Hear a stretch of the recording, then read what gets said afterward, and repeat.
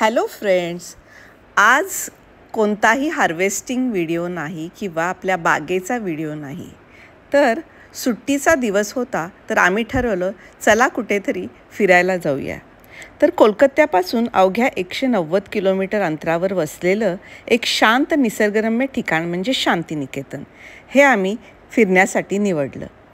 शांतिनिकेतन हे नाव घेताच डोळ्यासमोर येतो तो शांतता, निसर्ग आणि साहित्य यांचा संगम. आमची ही सफर सुरू झाली एका हाट पाहण्यानं, जिथं भारतातील विविध राज्यांची संस्कृती साकारलेली होती.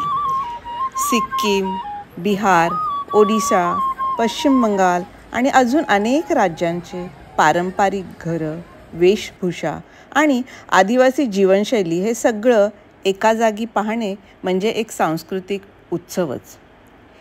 हे सर्व पाहत पाहत असेच आम्ही पुढे निघत होतो.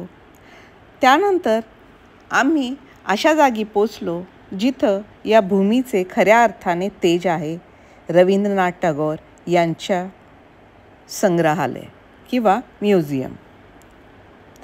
रवींद्रनाथ टागोर एक महान कवी, तत्त्ववेत्ता, चित्रकार आणि शिक्षणतज्ज्ञ.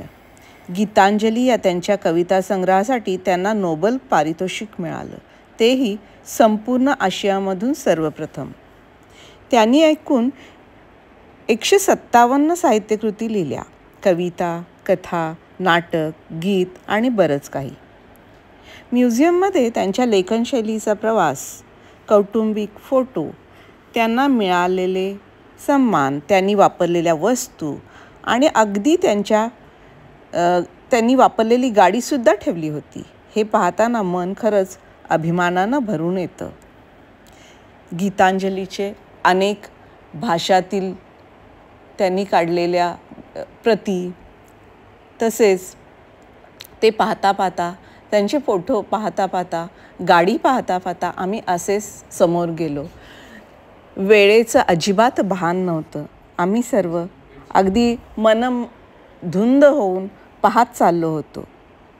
त्यानंतर आम्ही पाहिल्या त्या वास्तू जिथं टागोर राहत होते, त्यांचं घर, त्यांचं कार्यालय, अभ्यासासाठी वापरलेली खोली, त्यानंतर जेव्हा ते आजारी पडले त्यानंतर जिथं ते आराम करत होते ते, त्यानंतर बरेच लोक त्यांना भेटायला यायचे, त्यांच्यासोबत त्यांनी घालवलेला टाईम, ती जागा, असं सगळंच हे एका आदर्श आयुष्याचं प्रतीक. टागोर यांचं निवासस्थान एका मोठ्या अशा भरपूर पसरलेल्या जागेमध्ये आहे. एकदम आलिशान असं घर, सुंदर निसर्ग सौंदर्य त्याच्या बाजूनं, फळांची झाडं, फुलांची झाडं, सगळंच अगदी मनमोहक होतं. पक्ष्यांचा किलबिलाट आणि सुट्टी असल्यामुळे बरेच पर्यटक तेथे हे सर्व पाहण्यासाठी आले होते. त्यानंतर आम्ही पोचलो त्यांच्या विश्वभारती या विद्यापीठात. विश्वभारती विद्यापीठ हे नावच सर्व काही सांगून जातं, जिथं शिक्षण म्हणजे नुसतं पुस्तक नाही बरं का, तर निसर्गाच्या सानिध्यात विचार आणि अनुभवाचं शिक्षण. विद्यार्थी झाडाखाली बसून शिकताना काय अनुभव येत असेल ते पाहूनच खरंच इतकं छान वाटतं.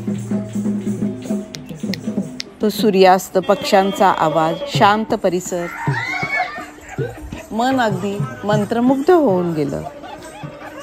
तुम्हालाही कधी संधी मिळाली तर जरूर शांतिनिकेतनला भेट द्या.